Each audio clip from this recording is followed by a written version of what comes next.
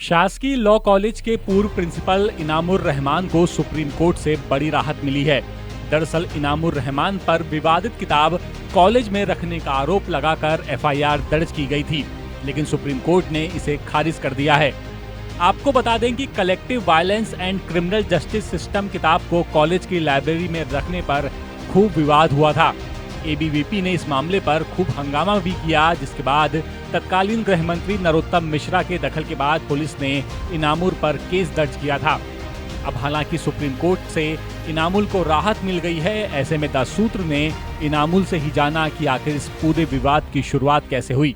मैं शुरू से ही ये बात कहता रहा कि मेरे खिलाफ कोई अपराध बनता नहीं है और ना ही किसी तरह से इस आधार ना वो किताब मेरे टाइम में पहले तो खरीदी नहीं गई थी, क्योंकि किताब 2014 में खरीदी गई थी और मैं 2019 में आया था और मैं शुरू से ये बात बोलता रहा। दूसरी बात ये कि किताब, क्योंकि लाइब्रेरी के अंदर प्रिंसिपल तो पूरी तरह से हर किताब को देख नहीं सकता। किताब किसी कमेटी ने रिकमेंड की किताब, उसके बाद वो लाइब्रेरी में आई। लेकिन मेरे पीरियड में जो मैंने पूरा रिकॉर्ड देखा तो किसी भी टीचर द्वारा वो किताब इशू नहीं कराई गई थी। मैं ये भी नहीं कह सकता कि मैं चुनावी राजनीति का मोहरा बना, लेकिन जो हुआ इत्तेफाक था कि उस वक्त चुनाव थे और वो उसी दौरान ये घटना घटित हुई, तो उसे लोगों ने उस चीज़ से जोड़ने का प्रयास किया। लेकिन मुझे ऐसा लगता नहीं कि मैं कभी भी पॉलिटिक्स में कभी इन्वॉल्व रहा नहीं। जहाँ तक एफआईआर तो सबके खिलाफ पेश हो गई, क्योंकि एफआईआर को ही ख़त्म कर दिया उन्होंने। तो नेचुरली जो लोग भी इसमें इन्वॉल्व हैं सब अब उससे बाहर ही उनको होना है, क्योंकि अब लीगली तो कोई केस किसी भी तरह से किसी के खिलाफ नहीं बनता है।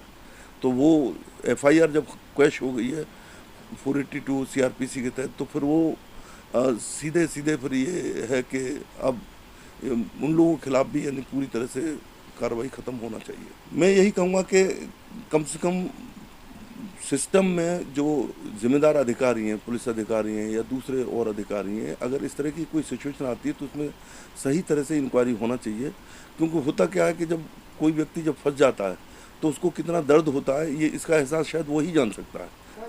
नहीं, मुझे ऐसा लगता नहीं कि जातिवाद का किसी तरह की कोई चीज़ रहती है। ये तो क्योंकि लोगों की सोच हो सकती है, लेकिन मैं मुसलमान हूँ इसलिए कि मेरे साथ ऐसा हुआ, पर मैं इस चीज़ को नहीं मानता कि जाति के आधार पर इस तरह की कोई चीज़ है। सुप्रीम कोर्ट ने जो पुलिस की जो एफआईआर पुलिस थाने में जो दर्ज की गई थी भौरकुआ में, वो पूरी तरह से निरस्त कर दी है और उन्होंने उस एफआईआर को पूरा फ्राइवोलस माना है।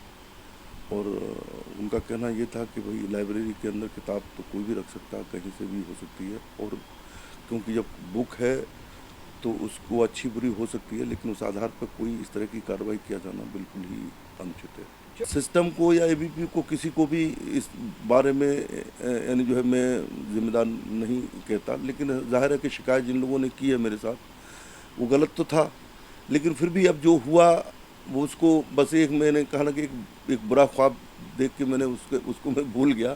आपको बता दें कि collective violence and criminal justice की लेखिका doctor Farhat Khan, professor doctor Mirza Moziz और अमर लॉ पब्लिकेशन के प्रकाशक के खिलाफ भी केस दर्ज किया गया था।